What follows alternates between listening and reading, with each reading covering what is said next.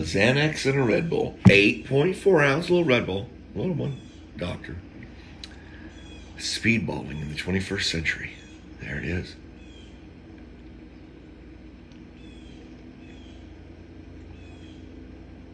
I want to tell you about the Cigar Rep.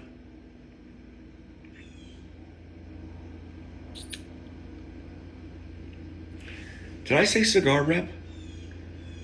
I'm sorry, I misspoke. I meant to say Seraphim.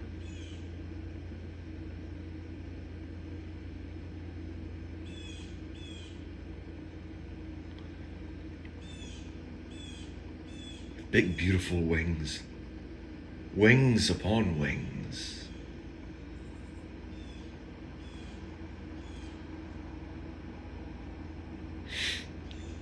I'm like, yeah, man. George, come here, I need you. Yep, ladies' night was winding down in the cigar lounge, and ladies were leaving, and the Cigar Rep, the Seraphim, was sitting at the head of the table, and I guess she was starting to assemble some things. She didn't appear to be in too much of a hurry. Great lounge, eclectic group of people. I said, George, I knew George, we were acquaintances, but I'm going in for a sortie. I'm going in on a run. It's a guy thing. You ladies try to hang on. So George sat up next to the Cigar Rep, and I sat across from her, kind of. And I began to probe her. Now, I asked George to come over. The guys don't understand, because George is my rock. He's my wingman at that point. He's keeping an eye out for me all around, and he's watching both of us. And he gives me a set of eyes that I can look at, that he can say yes, no, back off, blah, blah, blah. Okay? That's what he thinks he's there for. And he is, to a large extent. But he's primarily there for her as a flight square. Far easier it is for her to withdraw from a group of 3 in total than 2. I know, nice guy like me. So George is serving us a multi-purpose here. And I'm probing her, because I got my wingman. I'm thinking, she's in my wingman's wheelhouse, man. He's like 10 years younger than me. He wants a kid. I'm going back about 4 years now, I guess. I'm like, oh, she's a little bit womanly. And when I say womanly, I mean penthouse. Okay, I don't mean plus size. And my wingman isn't really all about that. His personal preferences, he likes the young ladies a little bit thinner.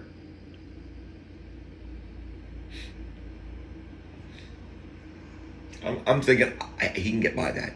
As I'm working her, I'm thinking, because I'm looking at her, and she is very lovely to behold from head to toe. When I can see her toes, when the second or third set of wings isn't hiding them. Those seraphims, you gotta watch out. If they come at you with a piece of coal, run.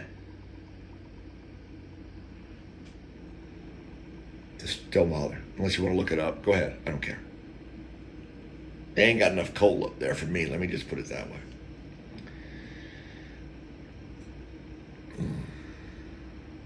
And I'm a bear. I root with the best of them, and I'm in there rooting. Because I'm looking for her wiring, what makes her tick. I mean, before I, try and play matchmaker. Don't play matchmaker, kids. Ooh. She's checking the boxes off, and she just cha-ching, cha-ching. I'm like, he's down with that. He's down. He'd be down with that. He's down. Oh, she's smart. He definitely, because my wingman's intelligent. Like, oh, she is smart. I mean, it concludes, and the owner orders me to escort the young lady out to her car. It's a lovely town, but it had a rash of problems lately, a small rash of 2 or 3 problems, I want to say, of a violent nature. And so, of course, of course, I walk her out to the car. I would have done that anyway, Jay. That's her first letter of her name. I'm protecting her anonymity. You don't have to yell at me like that. Go Cowboys. There, you happy? Jerry Jones Glee Club. That's what they are. Get slaughtered Sunday against Philly. There. Ha ha. Another one. Joe Max, you're siding with the defungal thingy for the winter.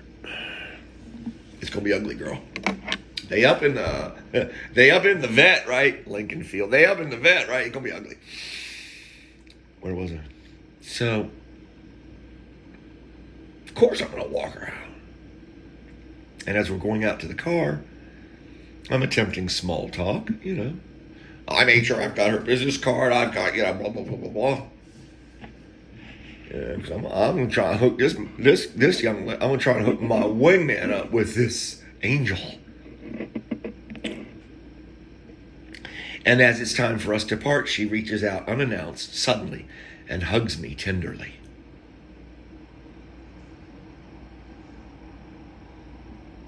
She's 27. I'm 55 at the time. Ish.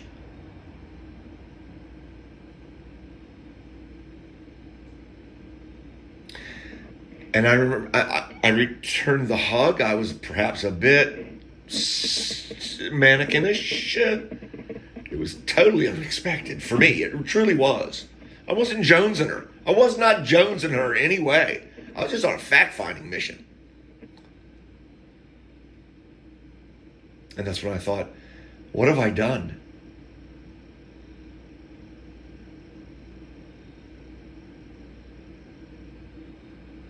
What have I done?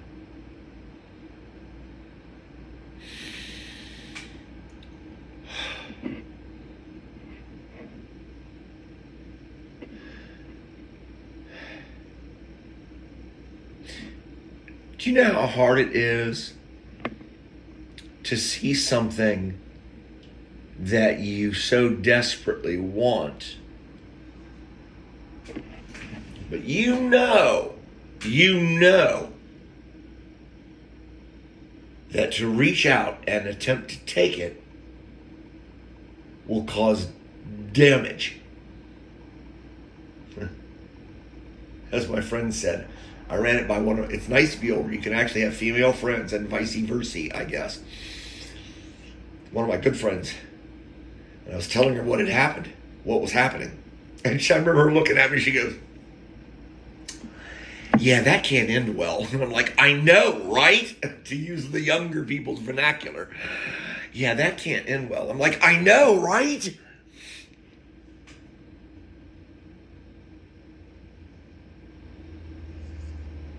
Oh.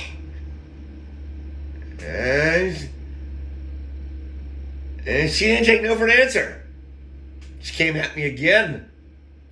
She even enlisted the owner's help. So now I've got two women. I'm already outmatched with one woman, any woman. It seems like I'm always outmatched. Now I've got two that are working towards pushing the two atoms of hydrogen together, forcing them together to the point where they convert to helium and release pure energy. With enough heat and enough pressure, this can be done. You can ask Mr. Sun about that. And that's what the owner was attempting to do, force us together to the point that we fused. That's why it's called fusion.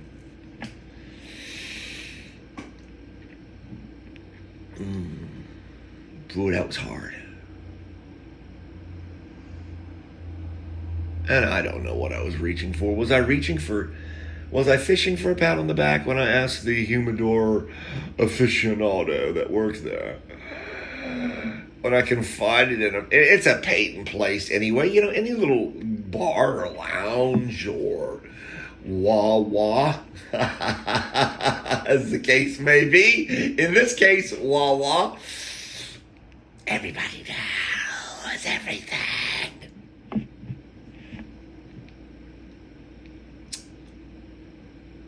And I remember him telling me, I told him what had happened. I was fishing for a pat on the back. I admit my guilt freely. I wanted somebody to tell me that I had done the right thing by pushing her away. With a beautiful poem, too. It's maybe I'll recite it for you one day. It's a beautiful poem. Oh, it is beautiful. I was scratching the paper that night. I basically wrote her a poem that, think of the portrait of Dorian Gray. Google it. The portrait of Dorian Gray. And this is basically what the poem said to her, in a very nice way, but I pushed her away. And fortunately, I had to stalk her today because my friend, the computer guru, couldn't seem to find her. And, whatever. Doofus. And I'm not on any social media anymore. But in a matter of moments, I was able to pull up her LinkedIn page. And I go, here. This is the Cigar Rep that I pushed away. This is why I'm calling you. Because I'm now here again.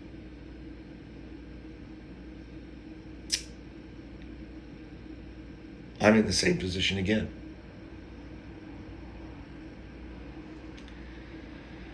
Yeah, sometimes it's better just to not leave the house.